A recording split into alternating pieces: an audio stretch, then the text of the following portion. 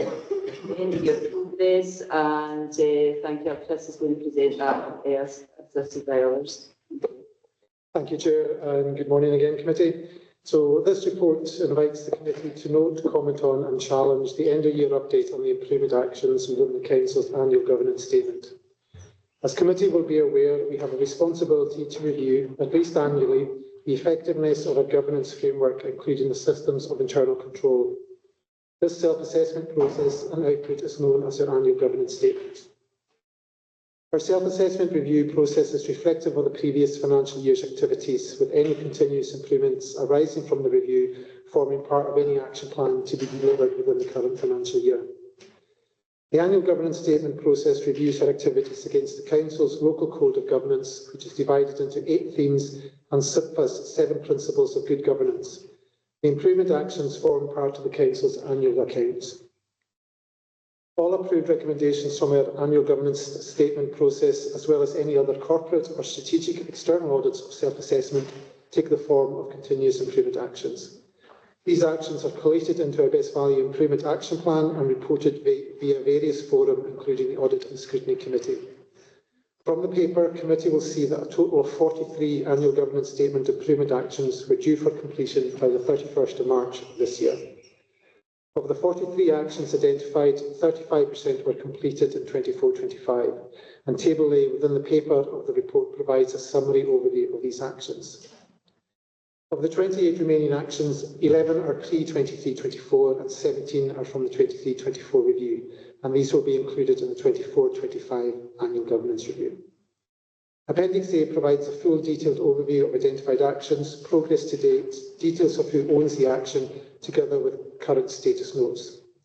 I'd finally like to thank Fee Grimley, one of our strategic and performance advisors, for the significant amount of work undertaken on this paper and the ongoing work she's undertaking in relation to our annual governance self-evaluation process. Chair, myself, senior managers from across the Partnership and Performance Directorate, both in chambers and online, together with Fee Grimley, are happy to take any specific questions in advance of the paper being moved. Okay, thank you. We're open to questions. Cindy, any questions? Immediately. Yes, so on review the Council complaints policy and procedure and implement training accordingly, we've only got 0% progress. Is there any reason for that? I think we obviously have a complaints process and procedure in place. I think that relates to the implementation and the onboarding of a new customer complaints system. So when that comes on board, we'll be reviewing to make sure that the policy and the process align with the procedure, but also we'll be looking at a child-friendly version of our complaints procedure as well, in line with UNCRC. Thank you. And the other one I'd noticed was the Prepare Alloa Town Centre Master Plan at 10%. I'll bring my colleague, Karen Wells, up for that one.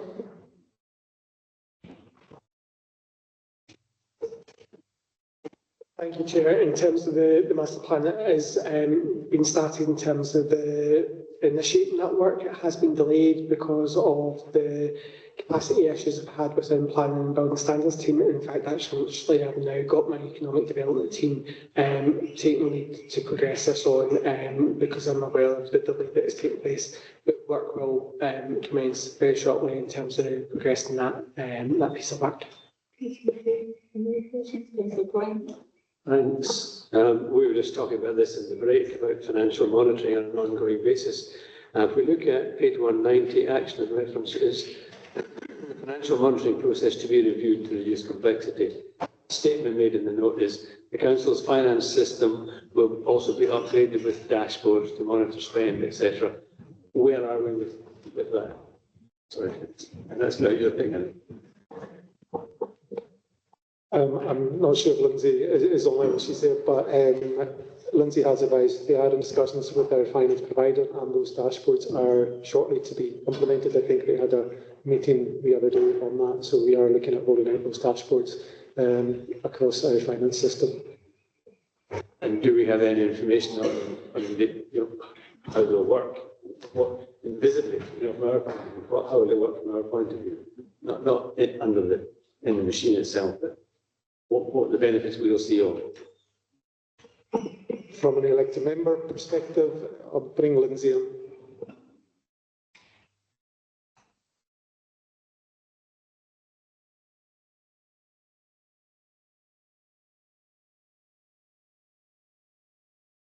On that. Yes, Lindsay? She's not able to connect. She is probably having technical difficulty. I know she's coming in on her iPad because her laptop is currently sitting on the second floor of King Craig's, or she's not. We'll come back to you on that one, Councillor Coyle, and give you an answer right with Thanks very much. I mean, one could ask this kind of question about lots of things. Yes. Sorry, yes, I'll hand over the broom just now for another quick look through this. Yeah, just in terms of, obviously, one of the headlines in it was in the paragraph 3.7 in terms of, in big letters, we've only got limited assurance, and I'd mentioned this earlier on in committee as well. Obviously this is an ongoing concern, and I'm wondering, and I know it's been alluded to previously, that capacity's been an issue sometimes in getting some matters tackled, and I wonder if it was the same in some of the actions in this report, that some of them come from 23-24, whether capacity's affected the ability to achieve them. Yes, I think it's fair to say that capacity across resources is definitely an issue. However, that's not to say that the motivation and the commitment is not there. It definitely is. I think one thing we should say is that the expectations are high. We do have great ambitions, as you can see from the number of actions that have come forward over recent years. And a lot of them are big, meaty, complex, significant pieces of work.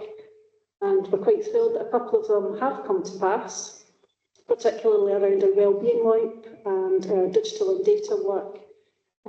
So yes, we are making progress with that, but we do recognise corporately that it's a balancing act between many of our day-to-day service demands, our transformational ambitions, managing the work as well as our continuous improvement activity. So it's something that that issue in itself will be taken forward into our self-assessment activity that's underway now for 24-25. I was thinking that just even reporting that issue in itself gives some kind of reassurance that everybody's working really hard to try and achieve things. So, I mean, just on another point, and I took part in this. All elected members have been offered to participate in a political skills assessment on a voluntary basis. I found that really useful working with Ali on that. So it's it was really helpful, and I just wondered how many elected members had taken that up, and are we going to try and do that again?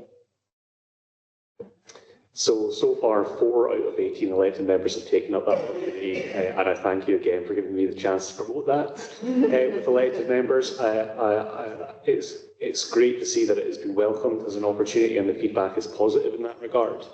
As with all these things, we're at the point where we've undertaken those 4. We can start to collate that evidence and have some outputs to bring forth from that.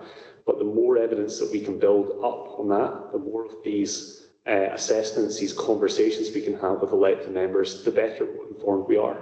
And the more quality those outputs will be, and the better the outcomes will be for all elected members as well. So as far as I'm concerned, that process is not concluded. I'm keen to see more elected members engage in that and would welcome that opportunity to do so.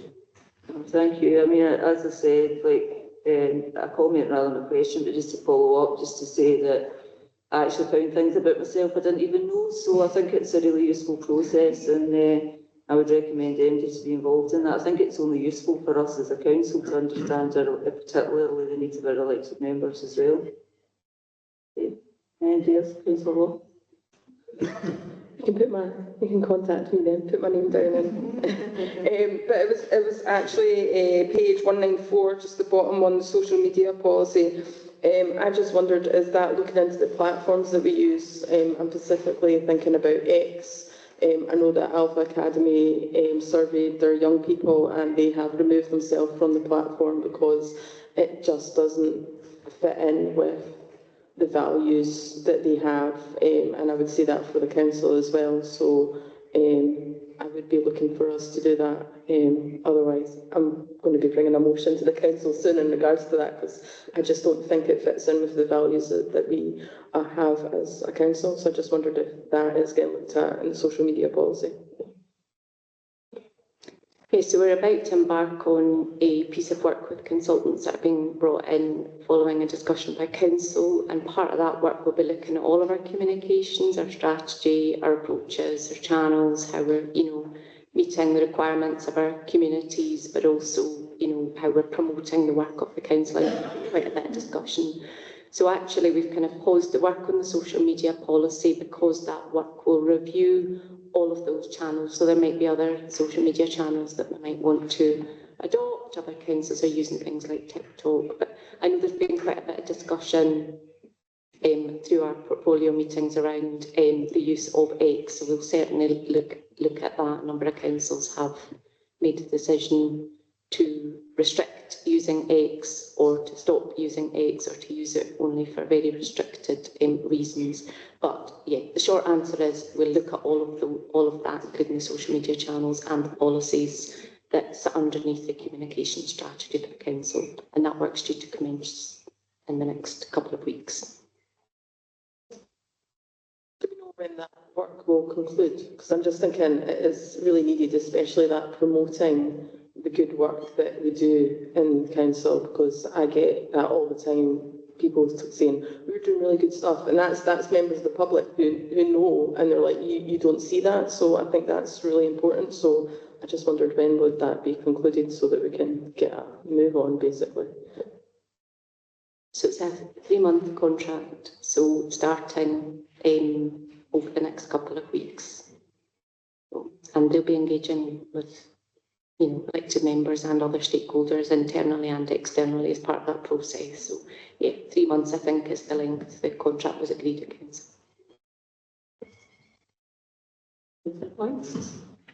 Thank you, Chair. One of the departments is on a critical path of virtually, not everything, but almost everything we do is a legal department.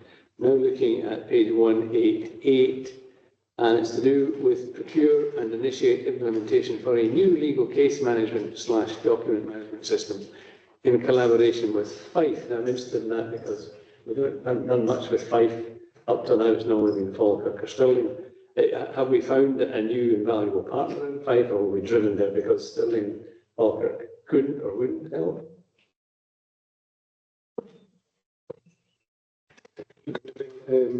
Sarah in, who is our team leader in legal.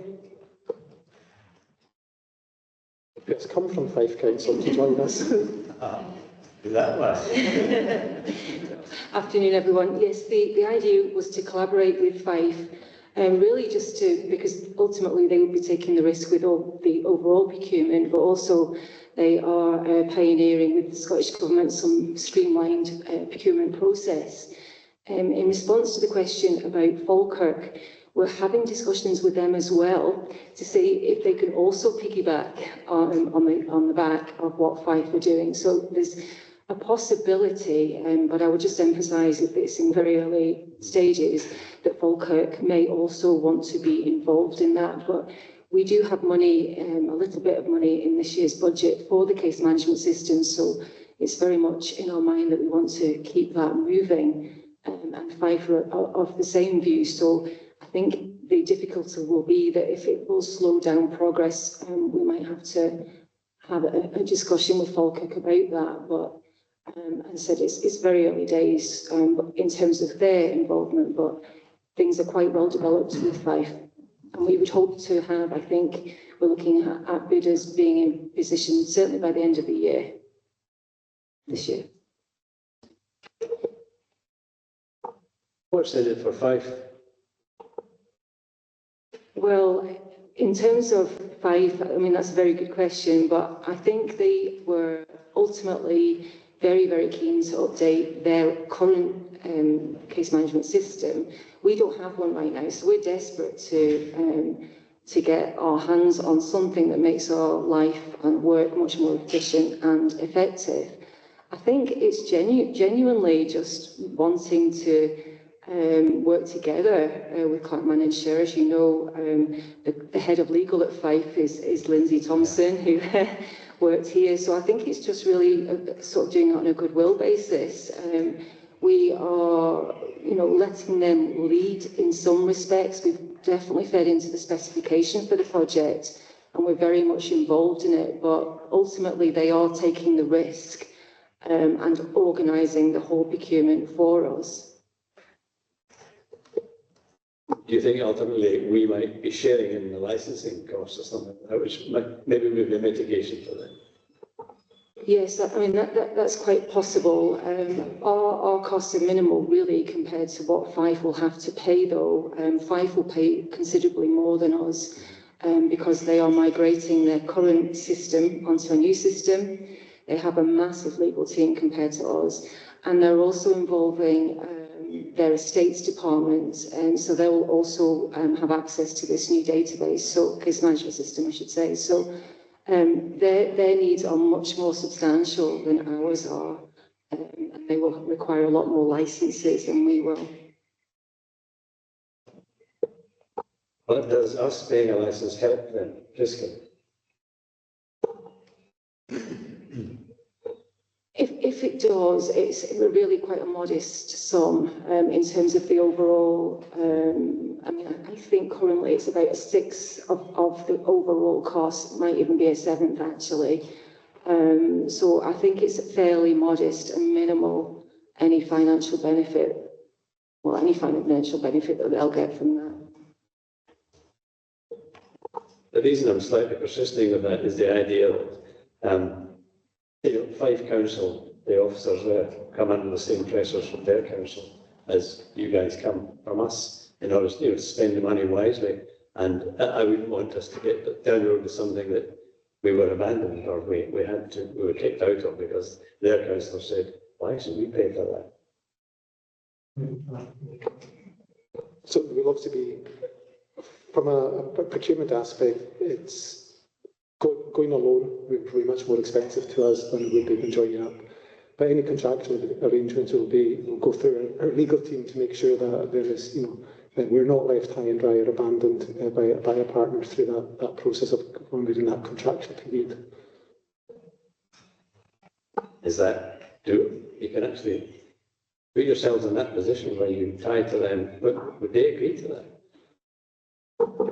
We have a number of joint projects. We've got the health and safety system as a joint procurement system. There are other partnerships. So we will have, our legal team will be very much over that to ensure that we are protected. The cost from our perspective is very minimal. We want to ensure that if the contract doesn't extend or we move to another provider ourselves, that there's the ability to move our data, etc. That will be all part and parcel of standard costs as part of that contractual approach that you undertake. Just to explain, the reason I'm niggling on this is I really want it to work. I'm just looking for holes in the road at this point.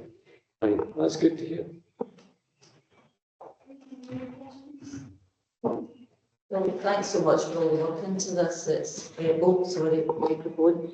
Thank you so much for all your work on this. It's good to see all the different sort of cross areas work that's taking place, and also again for your honesty in terms of the kind of level of capacity that may be a concern in this. But it's good for us to have this, and I think really important considering, as I said, the level of assurance we're trying to come to. I think it's really good to see this. So thanks to everybody. Thank you for all attending to present on this. It's been really helpful. Thanks very much. Happy to move. Have a seconder. Thanks for the point. What do you want to say? No, happy to note? Yep, okay. Thank you very much. And we will move on to item 10 on the agenda, Audit and Scrutiny Committee Formal Plan 25-26. And you're prepared for it again, Chris. There we go. Good afternoon, committee, and thank you, Chair.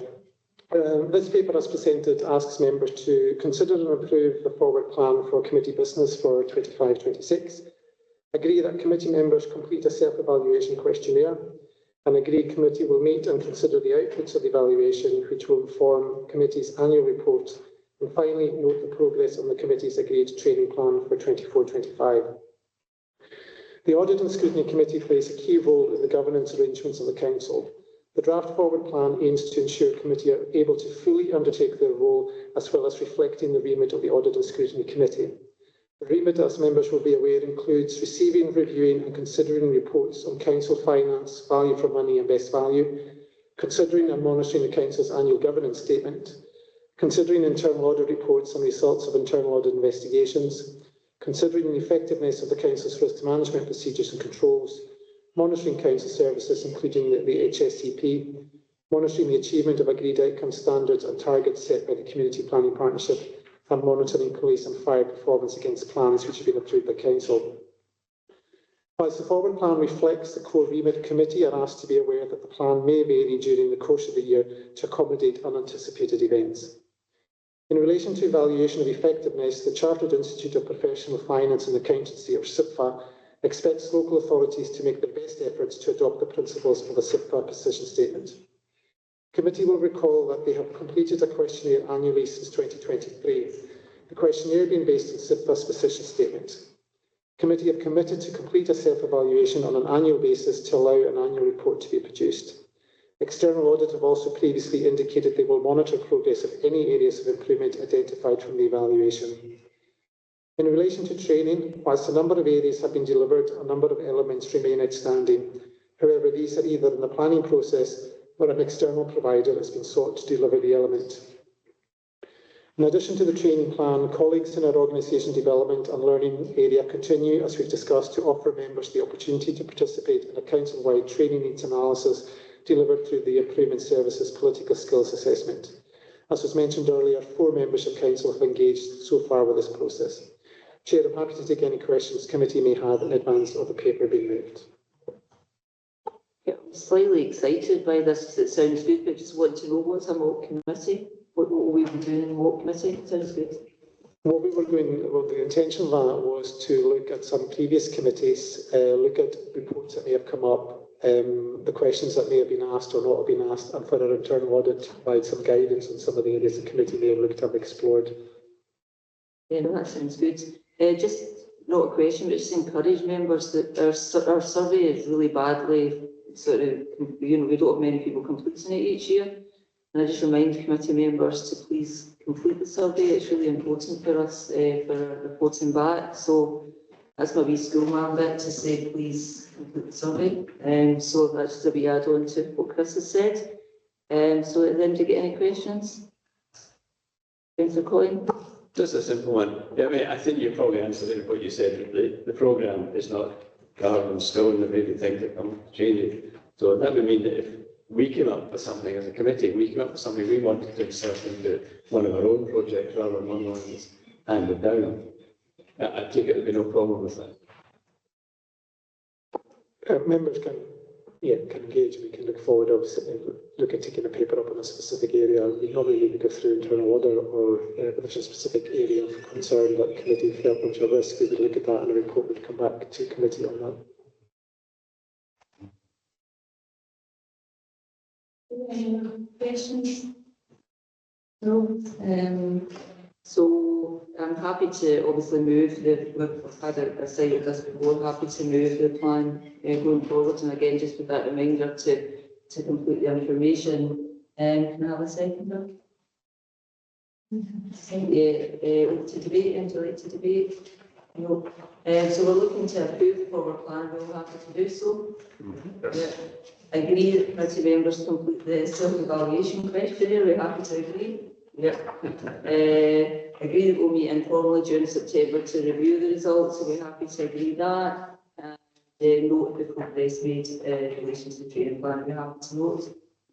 Excellent. Right, at this point we're moving on to our executive. So can I ask if any members of the public or the press are here that they please leave the